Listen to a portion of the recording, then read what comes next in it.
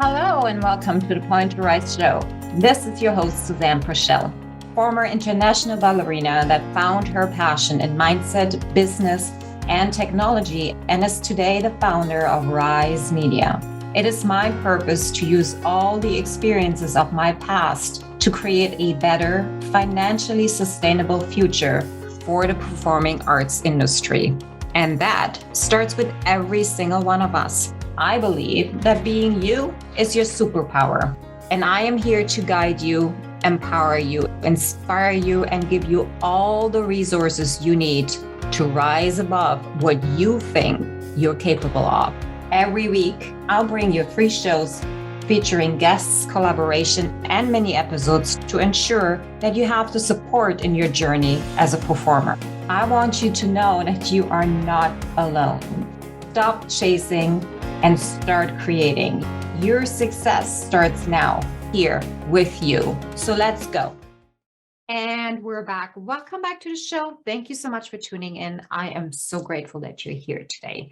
Now, I have a special treat for you. As always, Damian Simmons, who is an international composer, music composer, is our guest today. Let me introduce him. Damian Simmons is an international music composer for ballet, contemporary dance companies, film orchestras, and ensembles around the world. He is a graduate of the Purchase Conservatory in New York and the University College Dublin in Ireland. Damien has written dozens of scores in multiple genres and mediums over the last 25 years. In addition to his work as a composer, he also teaches multiple instruments privately all across North America. Damian's teaching include lecturing around the world with choreographers and dancers on a collaboration process between composers and musicians and choreographers and dancers. And Damian's lecturing with dance has been based on his short book, The Collaboration, which I encourage you to go and have a read through it. It's a beautiful piece. So have a listen. I think you will find it really intriguing what the power of collaboration can actually create. So without no further ado, here's our conversation. Awesome. Damien, thank you so much for being here. Welcome to the show. I am so looking forward to this conversation because we really just quickly connected and really have not laid in any kind of groundwork. So I am very curious as what is going to come out of our conversation today. Great. Thank you for having me. Wonderful. Okay, let's start with when I introduced you, I really just introduced who you are today. Okay, not who you are, what you do today. But I would love it if you could share how you got to what you do today, what was your journey like, and what other parts are there of you? Like, who are you as a human being too? Well, it was a very odd road I went down when I was a teenager. I grew up in Buffalo, New York, and I started playing the guitar in hardcore punk rock bands back in the 80s. Yes. And then when I went on to high school, I started playing the guitar for the jazz band in high school. And I started taking more and more classes as I went along, guitar classes. And then I decided I wanted to go to a conservatory and make music my career. So I ended up at the Purchase College Conservatory. And at that school, it's in Purchase, New York, just north of New York. It was a big, fine and performing arts conservatory. So constantly surrounded by other fine and performing arts everywhere, constantly. It's a very small school at the time. It's grown a lot bigger now. But I ended up meeting some dancers.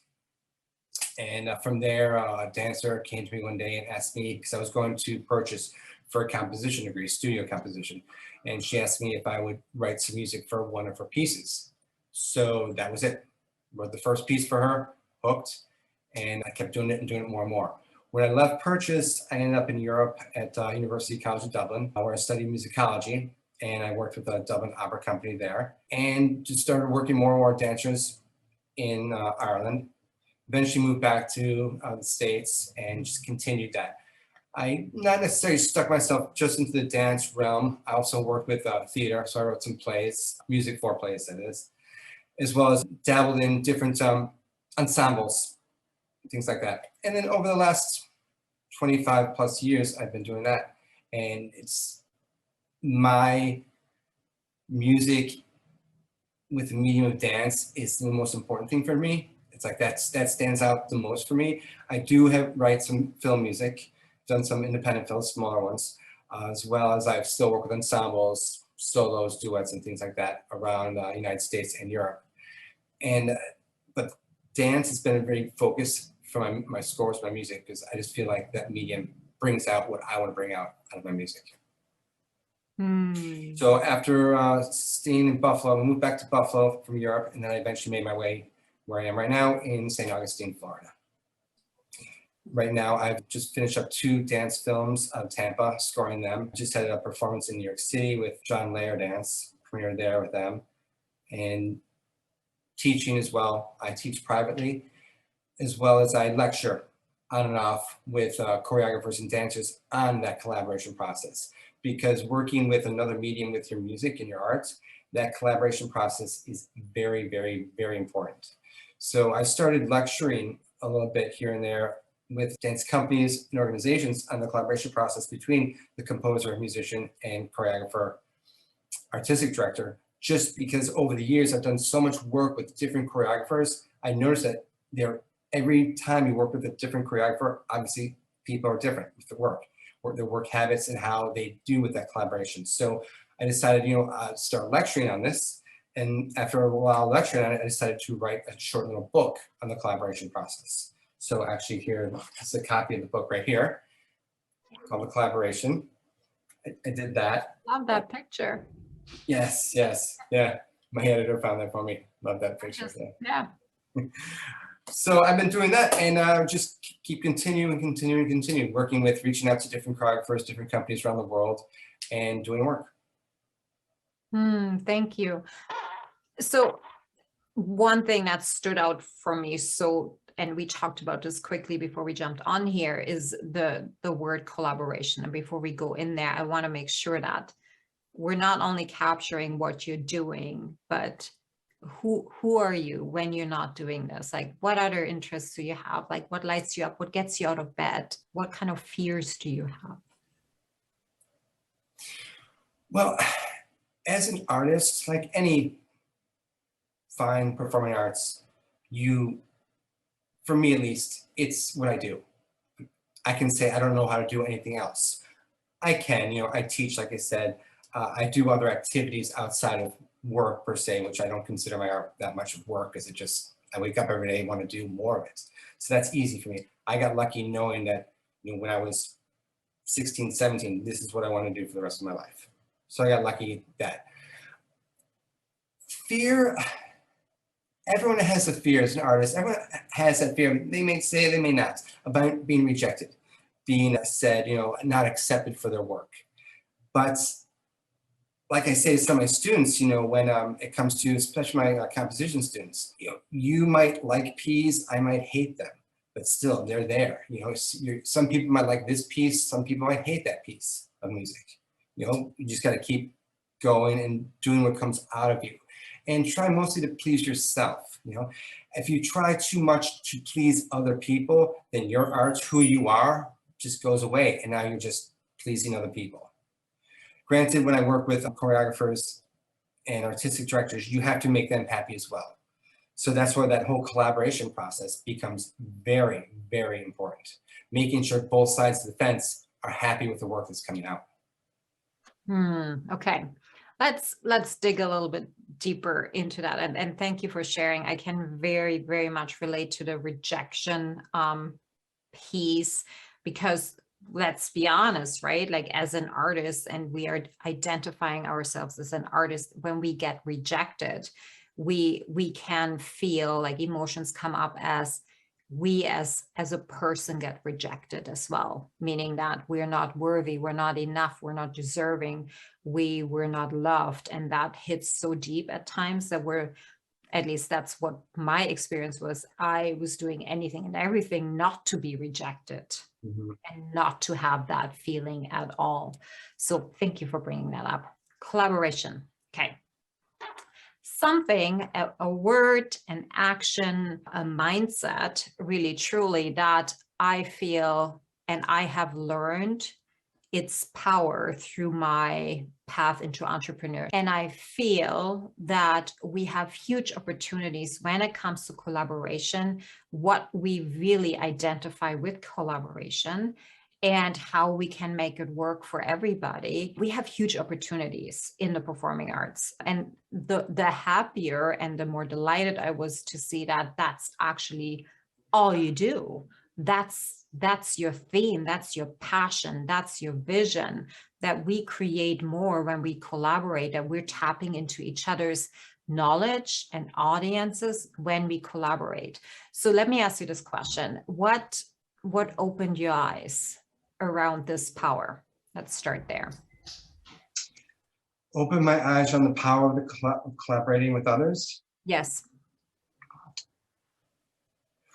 I would say when I first started doing, like, let's just stick with dance for the moment. When I first started doing collaboration with choreographers and dancers, after the first couple, you start to realize how different people are in their working conditions, and how you have to, in a way, check your ego at the door. You know, like I said, you want to make everyone happy, but you also want to be happy yourself. So being able to talk things out with a choreographer, for instance, talk about your music. There's been countless times where I've had choreographers or, say to me, "Oh, I hate this section. I just don't like it." No, but that's fine. I in a sense, I'm going, I worked for you. You came to me for a commission for a score. Okay. I'm going to make you as happy as I can, also making myself happy. On the other side of the fence, they have to understand the same position. They might come up to something, I might send them something I'm not too, I like it, but it could do better, but they love it. And then I said, okay, if you love it, it's yours. We'll go in that direction. So it's also, it's a fine line. So that's another reason I did do the lecturing and wrote the book. It's just help these dancers coming up in their career and composers coming up in their career understand that. I've heard nightmares from different choreographers of, like, composers not budging an inch on their music. This is it. You don't get anything else. I'm done. Like, well, that's not really going to work well in the future, seeing that this is a very, very small community. And I've noticed that around the world, big time. A lot of my choreographers I've worked with in the past know other choreographers that I've talked to, in Australia or in Italy and things like that. So the way you work and collaborate with others gets around that community. And then I told in the book, there's a section where I said, you'll always know a good composer because they'll be the ones getting asked back by the same choreographer. If the same choreographer, artistic director says, "Ooh, had a good time with that. I want another score with you down the line, years down the line," there was a good, solid relationship between those two people. So I've worked with probably 4 or 5 choreographers more than once, because that understand that relationship and that working relationship together. So what is the power of collaboration for you, particularly in the performing arts? Having 2 artistic minds with maybe 2 different ideas coming together and creating something together. Like I said, I can go one direction, they can go another direction, but when you bring them together, they might think of something that you never thought of, and vice versa. So the power of the 2 arts, if it's 2 arts, whether it be music and dance, coming together and saying, we put together this great piece, that's powerful. Especially when you come from different parts. I've done a lot of work in different parts of the United States and in Europe. So I've actually done a lot of scores, probably more scores with choreographers that I've never met the choreographer. So it's all like, emails, texts, things like that. So when you can put that together and come up with a great piece, that's very powerful. I love that. You mentioned, check your ego at the door. That's because I think the ego is the only thing that holds so many arts organizations back from actually collaborating more with each other. And I want to dive a little bit deeper how the ego actually shows up in these organizations, in the mindset, in our actions, in our beliefs. What do we do as performing arts organizations, as choreographers, as musicians, when we don't check our ego at the door? Well, if you don't check that, then you're going to have a hard time collaborating with other people. If your mind isn't open to certain things, that's going to be difficult. I've worked years ago with an ensemble, chamber orchestra. And I was having rehearsal we had a conductor, and I sat in a chair while we had rehearsal. The conductor was conducting my score, and we both got the score in front of us. And at one point, the conductor stopped, looked at me and said, "Damien, I would like to try this technique here, here, here, here. I think it would sound a little cooler, sound a little better than the score." And he looked at me and said, "We'll try it. If you like it, great. If you don't, we won't do it." I said, "Go for it. Try it." Did it. Sounded a lot better. So I wasn't sitting there going, "No, play it as it's written." I said, right. He might have an idea that I didn't think of, and he did. And it sounded great. It worked out perfectly. If you don't have the ability to do that, then you really have a hard time working with others and collaborating with others. So better off just like doing your stuff by yourself. Because also ruining a relationship could cause a big rift as well. I don't want to waste another person's time. Okay. If I'm doing something, I said, this is the way it's going to go, period. And they're like, we're halfway through a project or something. I just wasted their time. I just wasted their vision, things like that. We all have visions of what we want things to look like, sound like, feel like. But we all can compromise on our vision, and they can compromise on their vision. A lot of times there's no compromise at all. Right. But collaboration, you need to put that train of thought that there might be instances where you have to say, okay, I might not be 100% with this, but I'm going to go with it. Okay, so what I heard you say was that ego actually shows up in not being open to see what the other person has to say, meaning having actually a conversation around the project that is being made. And we're seeing that in so many arts organizations, really, truly, that it has to be this way because it is a power struggle. Somebody wants to establish their authority with saying, I am not budging at all. And with that, we are, it's costing us so much.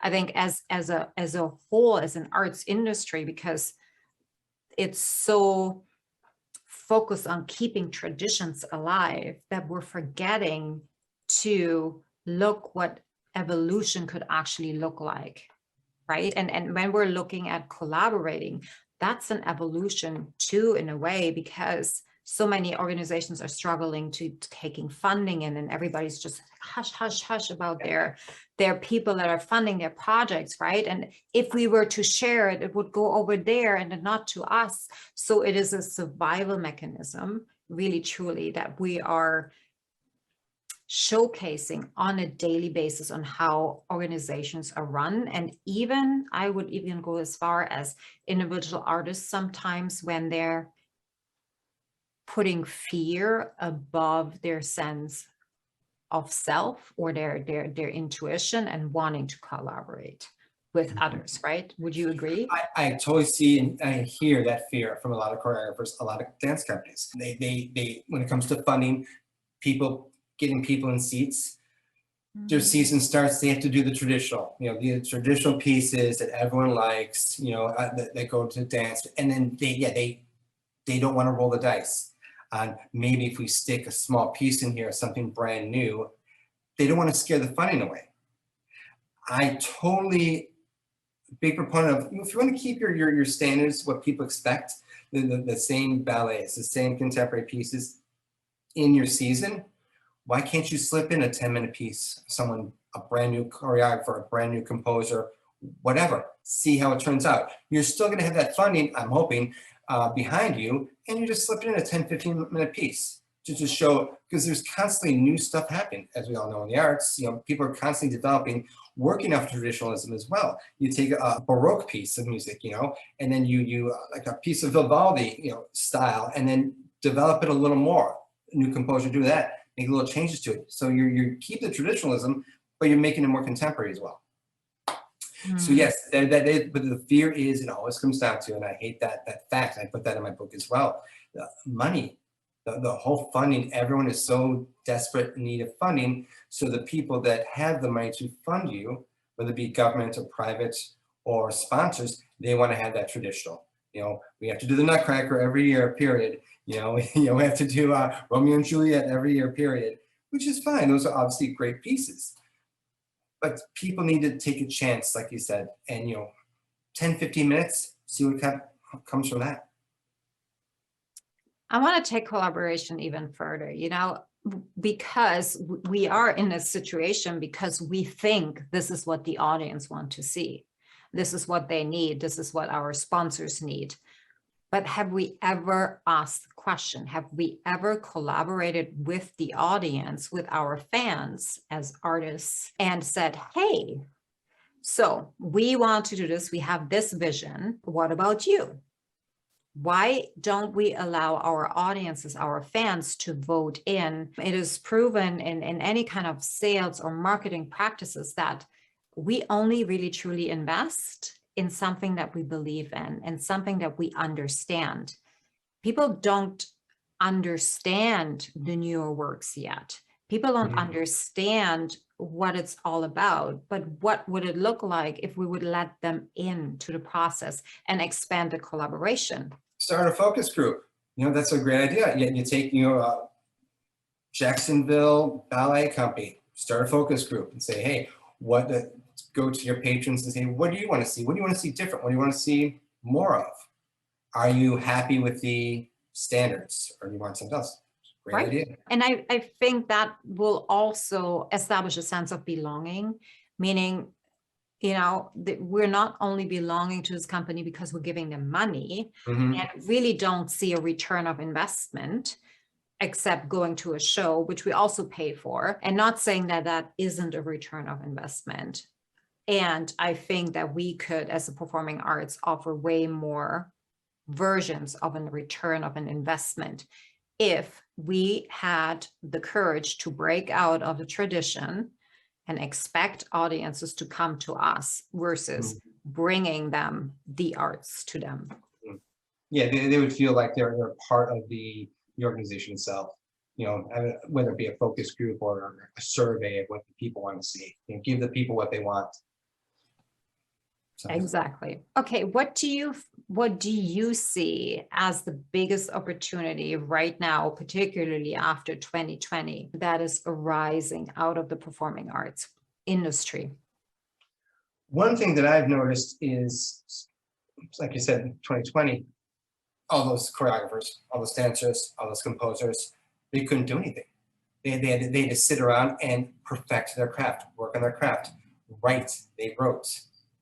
I wrote a lot in those 2 years because there was nothing going on. There was no performances going on, so I had no one to write scores for and things like that. So I just wrote scores. Choreographers, friends of mine, they just did choreography. They took advantage of the time that was there. And I'm seeing now that things are slowly opening up, actually a little faster than now, that a lot more performances are happening. A lot more newer pieces are happening because these artistic people had that time to do the work in their house, in their apartment, and now they're ready to bring it to stage. So I'm hoping that just comes more and more and more, and more people going to the theater. You're going to have more performances and more newer works. So what do you think an opportunity the performing arts industry has right now? Like where do you see there's something that we could hone into in order to let's evolve as a whole, or something that maybe was learned over the pandemic? Well, I think one thing, bring back the writing and developing during the pandemic, I think those people, the creative aspect is, they realized now we can start getting away from the traditionalism. When I say traditionalism, I mean like taking a little more chances on things.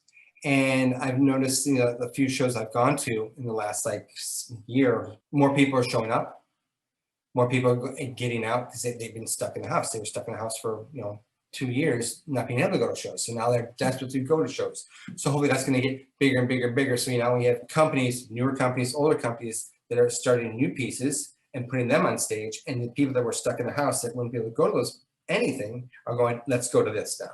Let's go to this now. You know, the world's opening up again. So now I have more opportunity to get out of the house and go to those things. So I'm hoping that is what will happen with, you know, developing more, I would say, creative, interesting things happening, whether it be at theater, dance, or music. I went to see a group a couple weeks ago here in St. Augustine, chamber orchestra group, and they're touring right now. It's small, but they're touring. They're doing, I thought it was a brilliant idea. They would put on their program 3 or 4 pieces, Prokofiev, Beethoven, but every time they tour, they say they put on 1 or 2 living composers' scores in with the program. So now you're getting all the traditional older stuff, and then, oh yeah, here's this so-and-so from so-and-so with this new flute piece. So now you're exposing these people that go for the traditionals up to something brand new. And then the more you do that, the more add on a little more as you go along. I love that. Yeah. And that's innovation, right? That's not just look at me, here I am, but it's actually saying, okay, where's my audience at and how can I serve them? And I think that is so important. And we underestimate, when I say we as an industry, the power really that we truly have when it comes to that. Okay, let's talk about your book. Because writing a book can be scary, right? Like it seems to be, or we can make it out to be this huge thing. Yeah, the good thing is it's not that long. Right? So to talk about the process, I'm intrigued. Well, people ask me all the time, and that was also one of the reasons why I decided to write the book, is because people ask me all the time, how do you get to write these scores for people? And what is the process? And the first question, how do you get to write all these scores for people? It's like, well, I ask, you know, no one's going to come to you. You got to go to them. So I'm constantly talking to new companies, artistic directors, choreographers when it comes to dance. Like, can I write a piece for you? Can I write a piece for you? Blah, blah. So when I get to an agreement with a choreographer, for instance, I always give them a list of questions. Okay, so we've agreed that I'm going to be your new composer. So how long a piece do you want? How many instruments do you want? What's the piece about? I mean, I will go very, very, very finite questions into either time signatures or sometimes tempos, you know, the storyline, everything like that, and then we go from there. Once the whole collaboration aspect as well comes, is, you know, after all those questions have been met and we've agreed on this, I always just say, okay, I'm going to go away. I'm going to write a minute of music. I'm going to write a minute of music. I'll send it to you, and then you tell me if we're going in the right direction. Some people ask, you know, how long does it take to write a score? But there's so many different things involved in that. So many questions, how many instruments, how long, you know, what's it about, things like that. And sometimes it takes, you know, so a minute of music. Sometimes it might take a day. Sometimes it might take 3 weeks. You know, I've had pieces that took, you know, a couple weeks to write. They were like, you know, 5-6 minutes long. I had a 11-minute score. It took 3 to 4 months to write because I was in such tight collaboration with my choreographer that we literally spoke 2-3 times a day. Yeah. So there's so many different things involved in that collaboration process itself. So that's letting choreographers know that. And the other thing is not giving up so quickly. I've had a couple, just 2 situations in my career where I would start writing a piece for choreographer, and first try along, like the first minute, first try along, they were like, I was thinking more of this direction. Yeah, I'm like, okay, done. So I went back and did another, and they came back in. I don't think we're on the same page. So I think we're going to scrap this idea. 2 tries. I let choreographers expect, you know, multiple tries. You might not be on the same page the first time along. It might take 5, 6 times before you're on the same page. Be prepared for that because you know what you're thinking and what you want.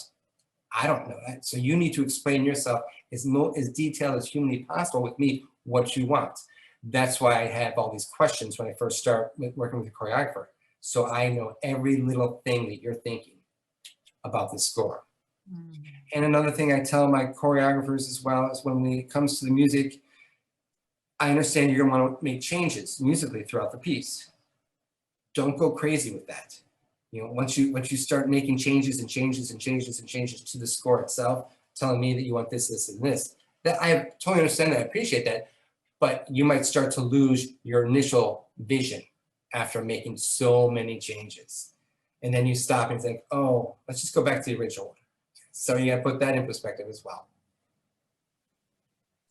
You know, I'm speaking from my own experience because I was that person that would consistently say, no, no, no, no, no, no. And I can still go into that as creatives. You know, it is really, really hard to hone in and to really sink in and say, yes, this is it, because we also struggle with our ego and wanting to be, you know, liked and it to land and not to be rejected. So I think that comes into play, that from your perspective and from your standpoint of view is always something that I'm assuming, I'm gathering that you take into consideration when you start working with other people. What kind of boundaries do you establish with that? Because it could potentially drag into a never-ending process, right? Oh, yes.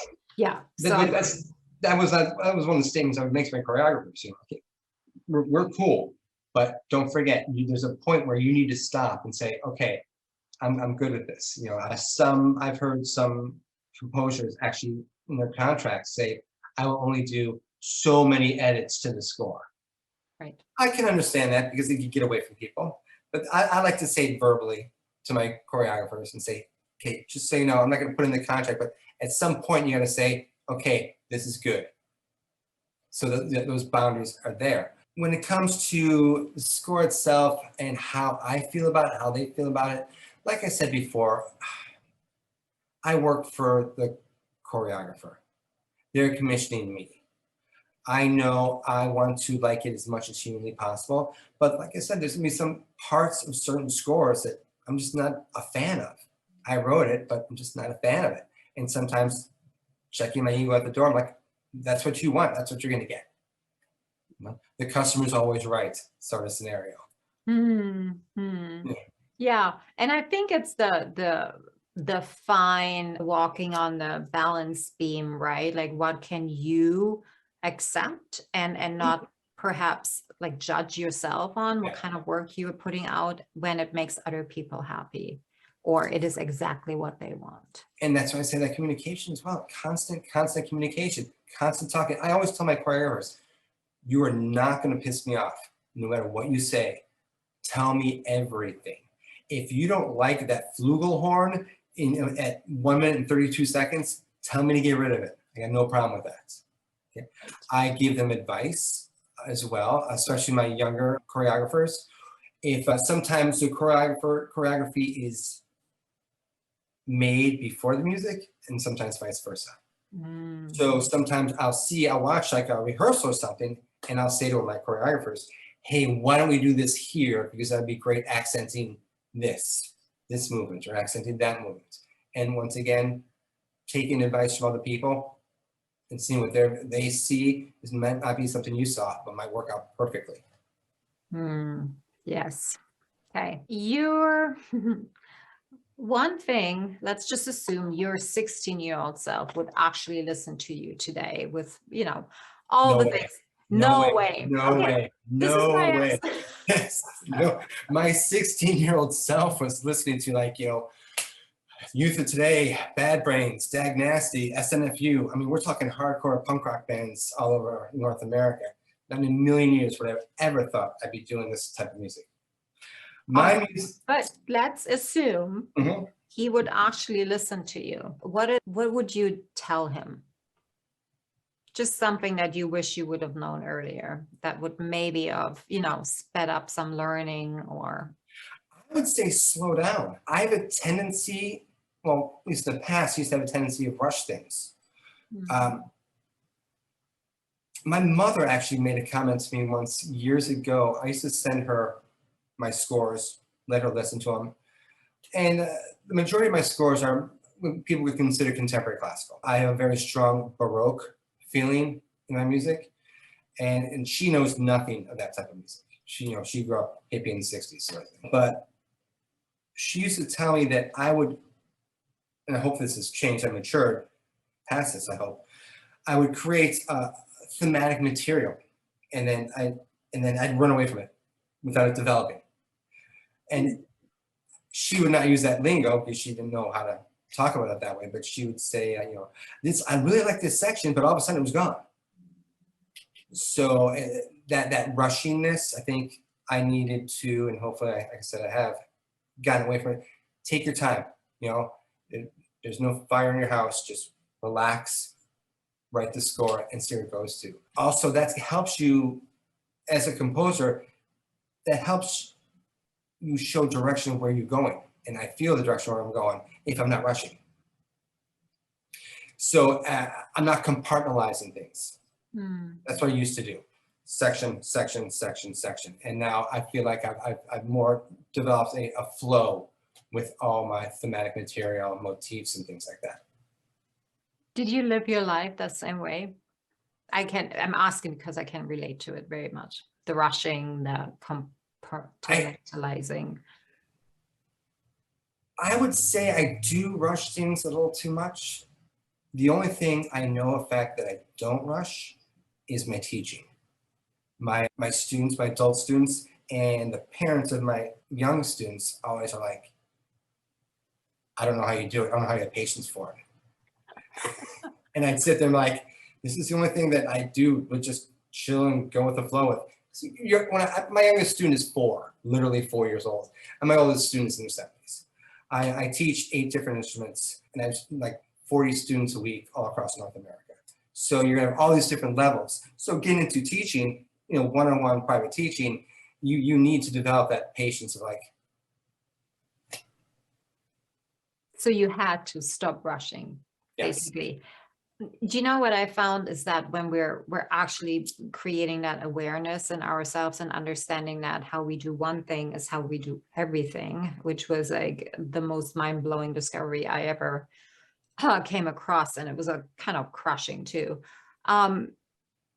that something shows up in our lives to teach us to do something different so we can actually drop in. Slowing down is hard for really creative people. It's just because the brain is consistently going, and we feel actually that if we're not completing it, whatever comes out next is going to fade away, right? And we're not really present in the moment. We're always chasing the next, which is very common for creatives, for artists particularly. Yeah. So where can we find you? Where's everything about you?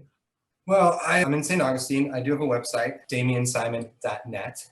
Right. So I have that. Like I said, I was in New York last weekend for a show there. Then I just finished 2 dance films, short dance films, because that's become the thing to do nowadays, the niche because of the pandemic. So I did a couple of those. Those will be coming out at the end of this year, as well as I might be doing a chamber orchestra piece with a touring company called Augustine. We're talking about that. And yeah, just writing. Everything I do, I update either on like my Facebook page or my website. I find it interesting that Facebook has become so predominant when it comes to dance companies, choreographers, and anything like that. That is like their focus for marketing everything. So I do a lot of work through Facebook. It's funny. Connections and things like that. Very intriguing that you mentioned that, because I realized that too, and Facebook, or now Meta, is not where we are anymore, but they're catching up. You're also on YouTube, like you have work on YouTube, and you're active on LinkedIn. So go and check it out. When you write, where do you publish?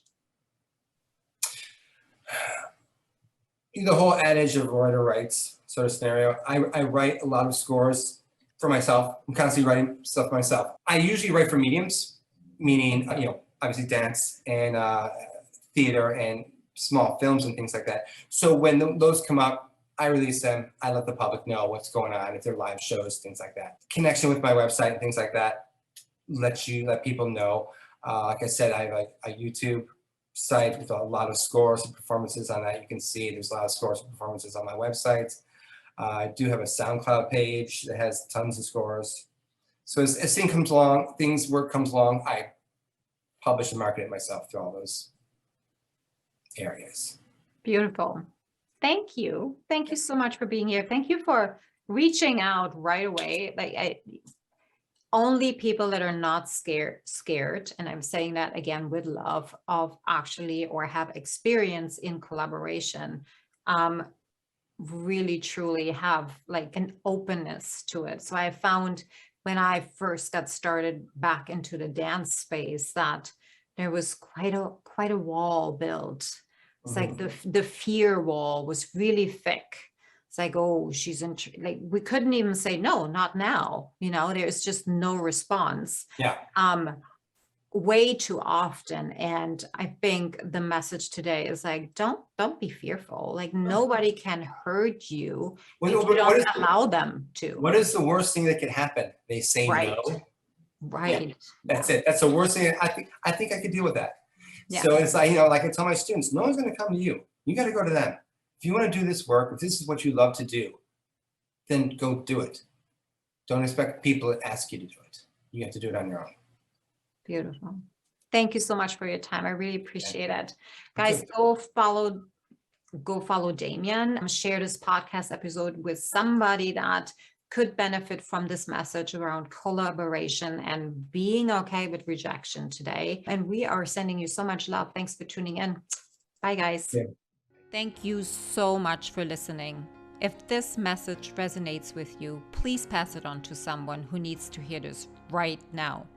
And if you like what you've heard, your feedback will go a very long way. If you just take 30 seconds and leave me a 5-star review, that would mean the world to me. Till next time, point at yourself to rise to all that you are capable of.